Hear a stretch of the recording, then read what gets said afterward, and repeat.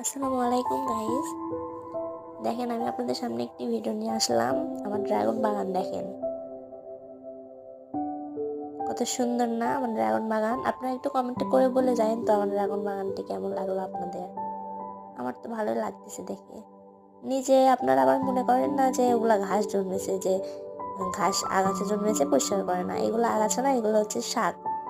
আমি অবশ্য শাক খেতে অনেক পছন্দ করি, তো এই জন্য ভাবলাম যে নিচের এই জায়গাটুকু ফাঁকা আছে, আইডিয়া আসলে যে শাক চাষ করি। বাইরের শাকে তো অনেক কেমিক্যাল কীটনাশক দেওয়া থাকে, এজন্য এই পালং শাক, কলমি শাক আর হচ্ছে লাল শাক, ওই শাকগুলো আমি লাগাইছিলাম। দেখেন কতগুলো বড় বড় হয়ে গেছে, কতগুলো ছোট ছোট আছে, দেখছেন কত সুন্দর। দেখেন আমার ড্রাগন, আপনি একটু কমেন্ট করে বলে যান তো আমার ড্রাগন বাগানটা আপনাদের কেমন লাগলো, একটু বলে যান আর একটু লাইক করে দিন।